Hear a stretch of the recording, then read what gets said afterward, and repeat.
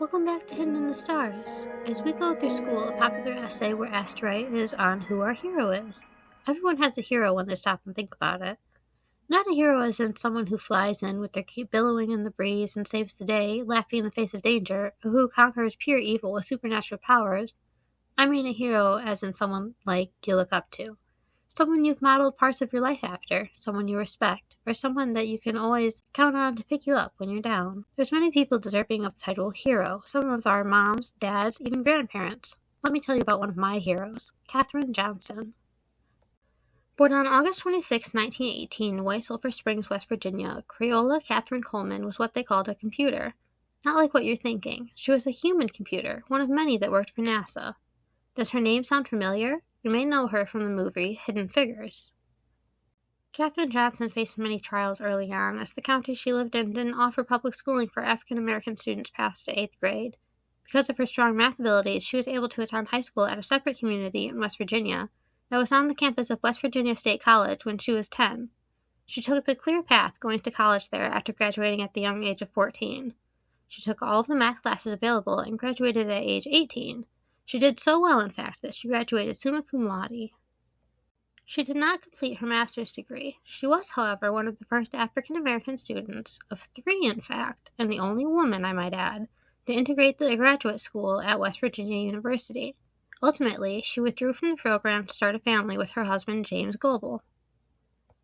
She did receive honorary degrees in recognition of her work at NASA. There's quite a few, so I'll just list them here. Additionally, she received the Presidential Medal of Freedom in 2015 and the Congressional Gold Medal in 2019. Okay, I get it. She was smart. She got all these awards and all this recognition.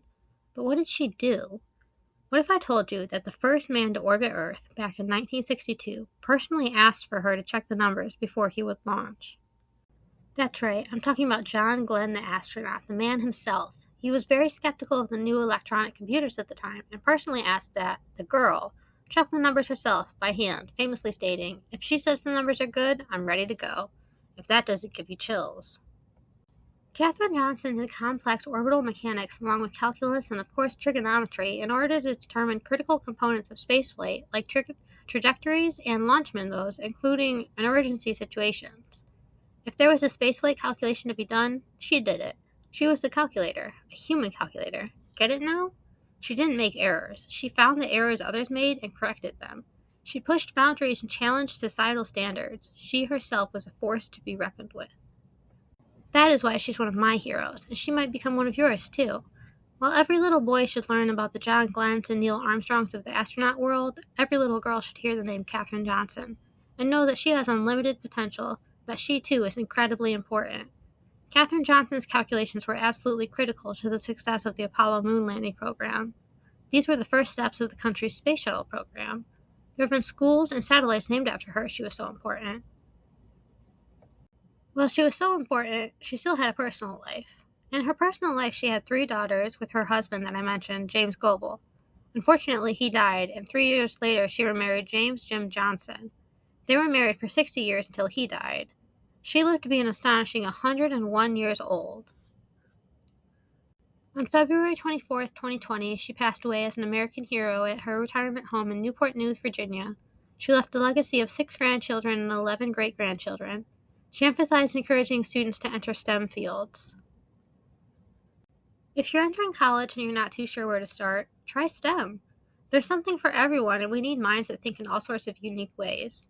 I too encourage you to research either going into or going back into the STEM field. It's never too late to go to school. Online schooling is available nowadays and it's everywhere. There are degree programs that aren't synchronous, meaning you don't have to show up for scheduled lectures or classes, ever. It's by deadline, but you have like a week to do the work. Seriously, go check out some colleges like your local community college's online degree programs, or especially for bachelor's degrees, schools like Arizona State University. You can get whole degrees without ever stepping foot on campus. You can even qualify for 100% coverage from FAFSA. For grad programs, grants aren't available, but student loans are through FAFSA. It doesn't cost or hurt anything to reach out to an advisor and ask questions. Most of the time, the only thing stopping you is your excuses. Think about it. Again, I strongly encourage you to go back and finish that degree that you always dreamed of. Get that art degree. Become a fashion designer. Change your path. It's not too late. It's your life, it's your dream. No one else is going to dream it, and no one else is going to live it.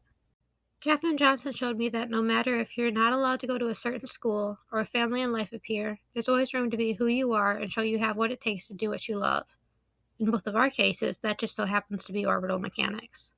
She showed me grace, perseverance, and patience. I hope she can show you that too. Thanks for tuning into this episode on An American Hero. Join us on our journey through the cosmos. Catch you next time on Hidden in the Stars.